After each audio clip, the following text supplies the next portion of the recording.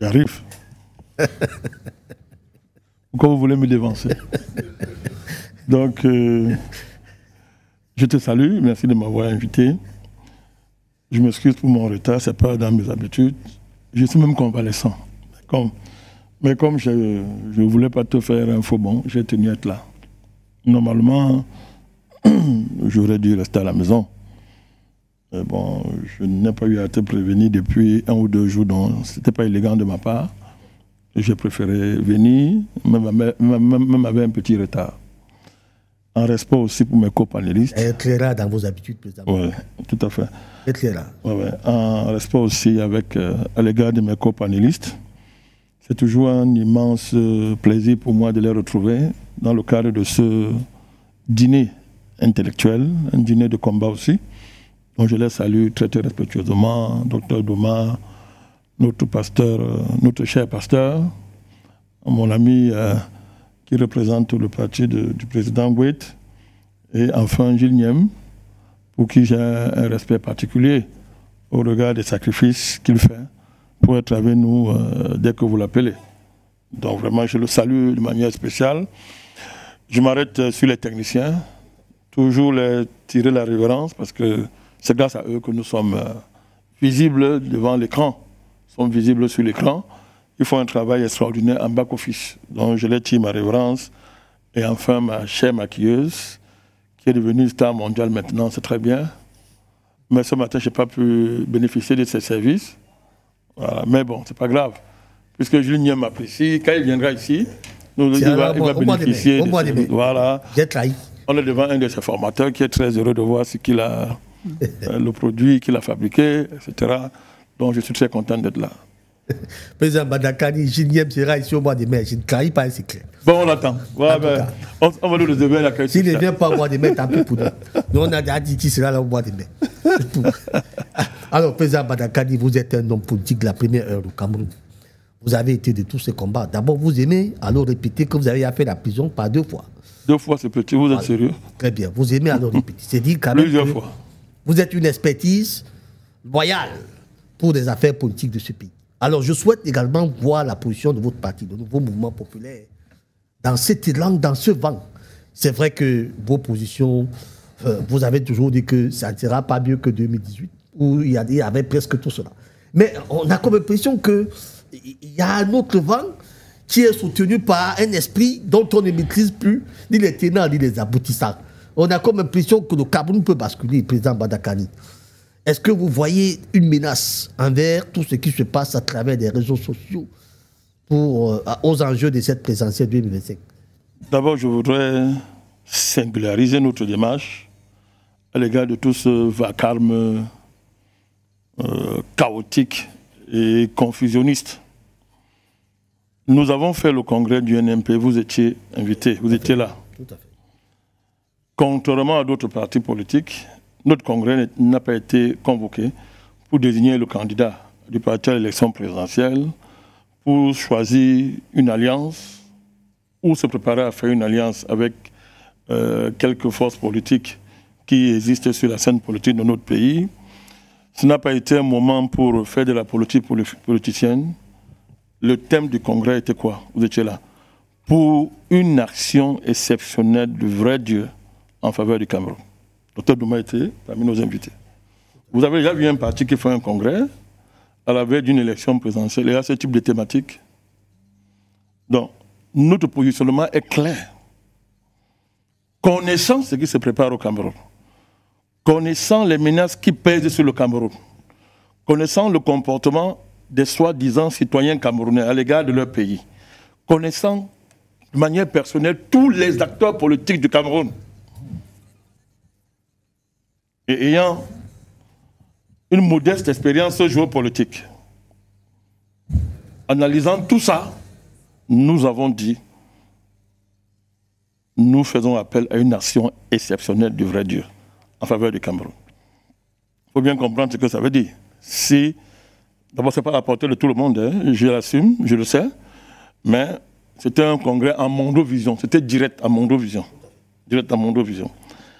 Et vous avez vu ce qui s'est passé durant ce congrès, le puissant mouvement de l'esprit je ne parle pas d'un esprit religieux.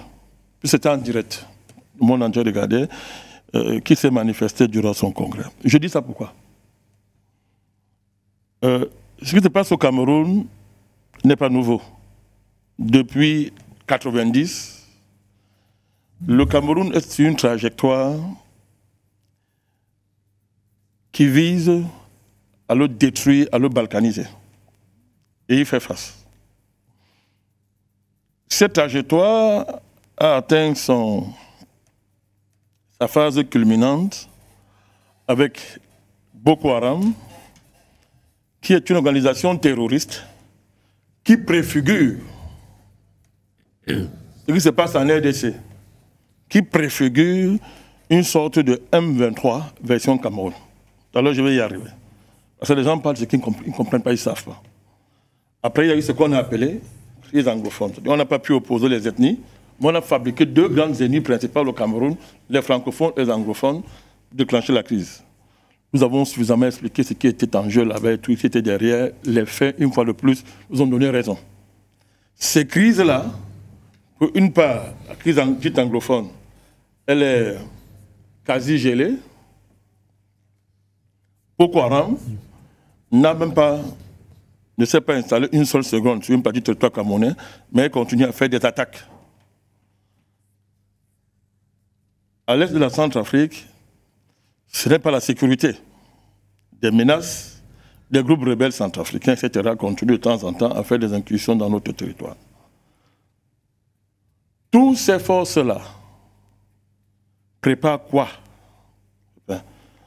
Les hommes politiques que vous voyez se mettre en avant, là, les réseaux sociaux, sont l'avant-garde. C'est ce qu'on appelle les fausses bannières d'un plan plus profond, mis en œuvre par le Tintin de l'Élysée. Donc maintenant, les preuves, vous l'avez m'arrêter maintenant, les choses sont dehors. Vous voyez, vous avez dit que n'allez pas vite quand je parle mes choses. Maintenant, les preuves sont dehors. Ce voyou a pris un homme, l'a déguisé en femme. Et il en a fait sa prétendue femme. Donc, on ne sait pas maintenant entre les deux qui est l'homme, qui est la femme. Qui est la femme. Et tout ça de manière démocratique. Élu par le peuple le plus lumineux du monde. Puisqu'ils ont fait la révolution, les Lumières. La révolution, les Lumières. Voilà la démocratie française. C'est comme ça dans tous les pays européens que vous appelez pays avancés. C'est un niveau de dégénérescence morale et spirituelle, vous ne pouvez même pas imaginer. Mais bon, comme les Africains, eux-mêmes disent qu'ils sont sous-développés par rapport aux Occidentaux développés, sans commentaire, mais de plus en plus, ces vérités vont apparaître et les gens vont comprendre. Donc, ce petit antéchrist qui est à Paris a décidé, c'est la mission qu'il a, de détruire le Cameroun. Tout ce que vous voyez là, c'est l'armée de façade pour distraire les gens. Le vrai plan, c'est de transformer les Boko Haram et consorts en M23, descendant depuis le nord. Je suis à Mondovision. Hein. Nous avons des informations, et quand on peut le faire, on le partage aux autorités. Mais je le dis à Mondovision parce que généralement, nos plateaux sont suivis par les forces de sécurité. À l'heure où nous parlons, les portes d'entrée des groupes, des forces de déstabilisation armées, le Nigeria, à partir de l'extrême nord, vous savez qu'on a une très longue frontière avec le Nigeria. Vous le savez. 2000 km environ. Même plus. Donc, même plus. Le Nigeria, en descendant depuis l'extrême nord, en descendant jusqu'en Ngaoundéré. Nous donnons des indices. L'autre porte, c'est à l'est de la Centrafrique, pour descendre et entrer au Cameroun. Le but est de marcher directement sur Etoudi. Je suis très sérieux quand je suis en train de parler. Les moyens de locomotion, les moyens que j'utilise pour entrer au Cameroun, je préfère ne pas le dire parce que si je le dis, ils vont changer le plan. Je ne fallait pas venir par des voies acquis de droit. Nous le faisons pour notre pays sans rien demander. On fait plusieurs fois. Donc, ceux qui connaissent le Cameroun, je pense que le pasteur a une idée un peu de ce que c'est que le Cameroun. Monsieur Macron, qui était un petit antéchrist, a décidé de brûler le Cameroun. Pour la simple raison que c'est du Cameroun que parle le mouvement qui chasse la France de l'Afrique. Mouvement panafricaniste. Et moi, je l'assume. C'est moi je veux le dire, je l'assume, c'est un fait. Hein. C'est nous qui avons décidé de relancer le mouvement panafricaniste. C'est nous. Maintenant, tout le monde est panafricaniste, c'est bien. Mais c'est nous. Quand on décidait de relancer ça, il n'y avait personne. Et à l'époque, tous avaient juré qu'on ne vivrait pas. Tout à fait. Je ne compte pas les coups que nous avons reçus. Tous les leaders politiques camerounais ont été anti-panafricanistes. Il dit tous, et ils continuent de l'être. Une timide conversion s'observe à leur niveau, tant mieux.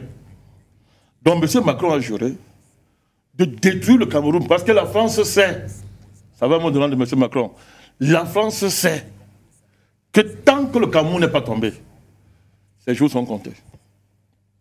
Donc voilà la raison pour laquelle vous voyez toute cette agitation dans les réseaux sociaux. C'est basé en France. Tout l'état-major, c'est à Paris, c'est en France. Pourquoi vous voulez contourner? Bon alors donc, nous on leur dit ceci, je ne sais pas, c'est le président Biya qui aime les élections, qu'il le fasse, c'est lui le président de la République, les élections. Moi je lui demande, les élections c'est quoi dans un pays? Ça sert à quoi? Parce qu'il y a les apprentis démocrates qui veulent s'agiter au Cameroun, parce que des Tintin veulent être président du Cameroun. C'est quoi l'élection sert à quoi dans un pays? Ça sert à quoi? Les royautés qu'il y a au Moyen-Orient là sont matériellement mieux développées que nous, non? Donc maintenant, ce n'est pas une monarchie. Est-ce que ça empêche les Blancs de dire que c'est une démocratie? L'Arabie Saoudite est qualifiée démocratique par les Occidentaux parce qu'ils épuisent le pétrole. On dépense des milliards pour organiser chaque année des élections parce qu'il faut faire plaisir aux Occidentaux. Et chaque fois, c'est la sécurité du pays qui est mise en jeu. Donc notre position est constante et claire, M. Pépin. Nous nous préparons. Nous verrons comment ils vont déstabiliser le Cameroun. On n'écrit pas. On est là, on les attend. Les forces spirituelles de ce pays. Tout à fait. Les véritables forces de sécurité du Cameroun. On les attend. Très bien. Donc, ce n'est pas nouveau. C'est un même scénario qui prend une nouvelle forme. Quand vous parlez de changement au Cameroun, qu'est-ce que vous appelez changement? Dites-moi. Changement de régime, par exemple. C'est ça que vous appelez changement? Vous êtes sérieux? Il y a 92 ans, on estime Vous insultez ce plateau? Un changement de régime. Vous insultez votre plateau, vous-même? Comment? Vous insultez votre plateau. Quand vous dites mon patron? Oui, votre plateau. Je vais faire comment pour insulter mon patron? Non, le plateau. Ah, le plateau? Oui, parce que quand vous dites... On ne peut pas l'insulter. Mais quand vous dites changement de régime, vous parlez de quoi? On ne peut pas insulter ces plateaux, mon Dieu. Tous ces gens qui parlent de changement, demandez-leur de vous dire ce qu'ils appellent changement. Demandez-leur de vous dire ce qu'ils appellent changement. Demandez-leur de vous dire. Essayez un peu. Non, mais essayez de Pour vous eux, dire. c'est que le président Biya doit... Ben alors, vous voulez qu'on parle de ça ici? C'est ça le changement? Non, mais attendez. Je ne voudrais pas susciter ces changements-là ici. Ben, si c'est ça le changement, mais non, on peut en parler. Hein. C'est la menace qui m'intéressait. La suite, là, maintenant, on a fait un débat sur le côté. Mais pour l'instant, nous avons une thématique très importante. Ce n'est pas un tabou. Bien sûr. On peut en parler. J'ai dit oui, mais on ne peut pas en parler maintenant. Mais vous voyez comment, c'est-à-dire l'indigence d'une tête du changement fait pleurer. Fait pleurer.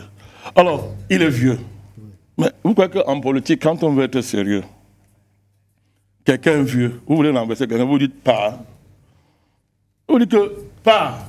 Se présente pas. Ça veut dire que vous confessez que vous n'êtes pas en mesure de l'atteindre.